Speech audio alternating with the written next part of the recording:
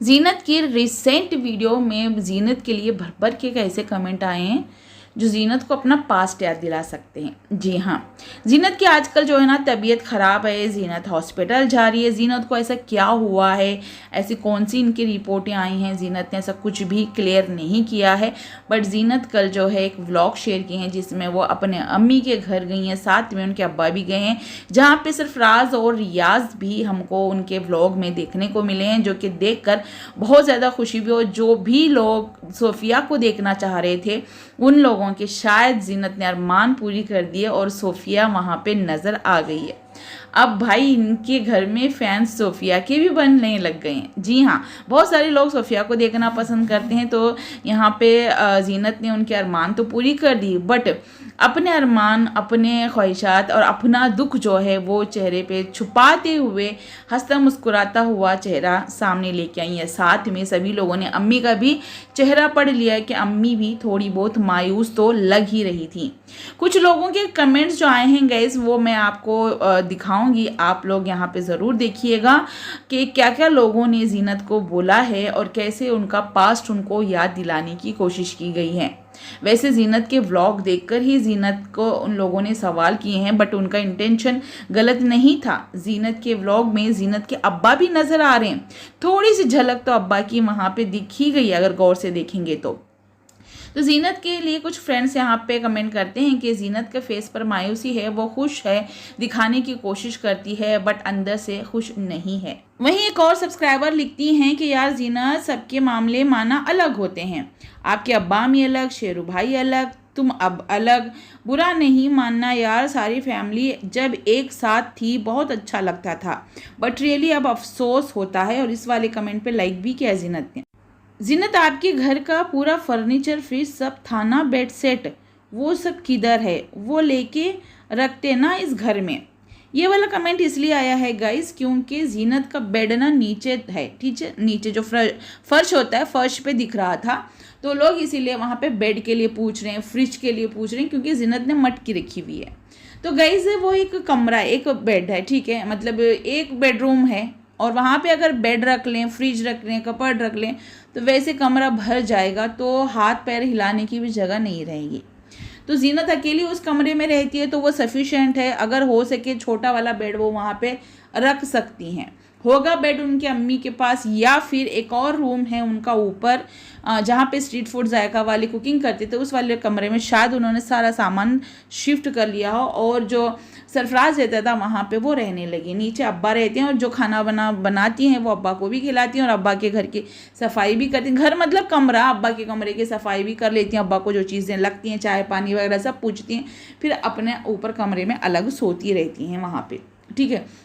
तो मैं यहाँ पे शुरू में बोली थी कि जीनत को अपना पास्ट याद दिला दिया लोगों ने। जी हाँ, अपना जहेज़, आपका फ्रिज, आपका एसी, मतलब बहुत ज़्यादा कमेंट ना इसी से रिलेटेड थे।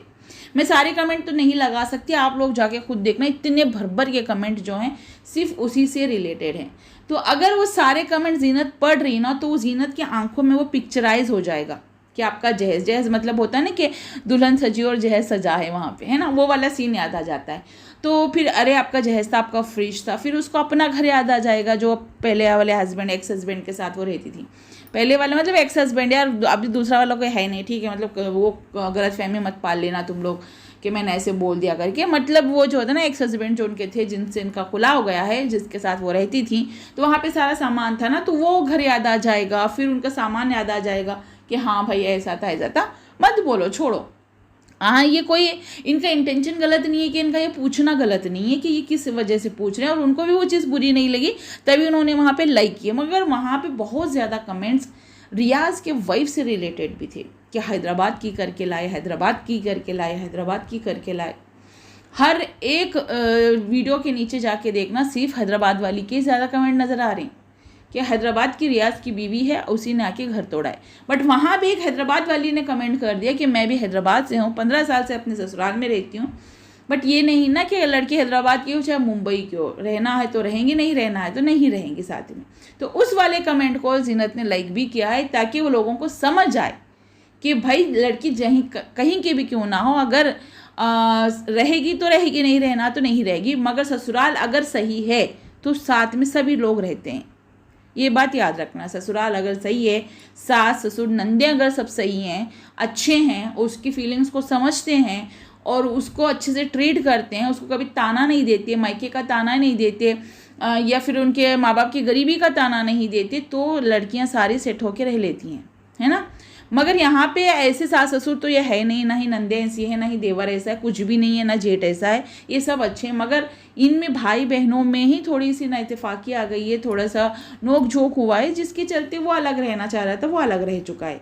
बस इतनी चीज़ को समझना है। बार बार बेचारे उस सभा को भी टारगेट मत करो कि जो चीज़ पता ही नहीं है, मालूम नहीं है, उस चीज़ का इन्होंने कभी जिक्र तक नहीं किया। इनमें से किसी ने भी नहीं किया है, इनमें से किसी एक ने भी आके कुछ भी नहीं बोला है, सिर्फ अपने अजम्पशन है। तो उस अजम्पशन को आप बैठ के इस तरीके से कमेंट करोगे, अच्छी बात नहीं है ना। किसी को क्यों झूठ मूठ का बदनाम करना, क्या पता वो किसी चीज़ में इन्वॉल्व ही ना हो और आप झूठ बोलो और आप पे गुनाह लग जाए, है ना। तो इस तरीके से नहीं बोलना चाहिए। और रही बात जीनत के चेहरे पे जो है मायूसी है और खुशी में दिखा रही है, तो देखिए होगी, जाहिर सी बात है, क्योंकि सभी के साथ में वो जब आएगी सामने तो हंस के ही दिखाएगी और कैमरे के सामने भी हंस के दिखाएगी। जब वो अकेली रहेगी तब जाहिर सी बात है उसको रोना तो आता ही होगा, रोती भी होंगी, अपनी किस्मत पे रोती होंगी और गिड़गिड़ाती होंगी अल्लाह के सामने कि अल्लाह मेरी ज़िंदगी में भी खुशहाली ला दे, ठीक है, मेरा नसीब भी दूसरी लड़कियों के जैसा कर दे, जो अपने शौहरों के साथ खुशी से रहती हैं, अपने घर में रहती हैं। क्योंकि एक टाइम के बाद ना जब बच्चे बड़े हो जाते हैं और शादियां हो जाती हैं तो मायका ना हर लड़की के लिए पराया हो जाता है। लड़कों की शादी हो जाती है, वो अपने बीवी बच्चों में मस्त हो जाते हैं, तो सब अपने अपने घर के हो जाते हैं और सब अपने अपने घर से ना एक दूसरे के घर के लिए मेहमान बन जाते हैं।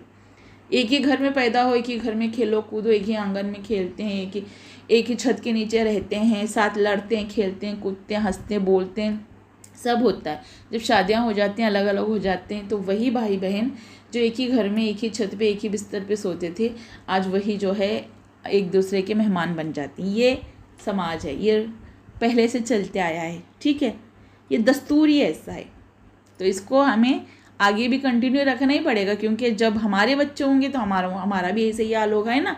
तो ये चलता ही रहेगा गाइस। तो हाँ, बस दुआ कीजिएगा कि जीनत की लाइफ भी अच्छी हो जाए, अम्मी की तबीयत भी ठीक हो जाए।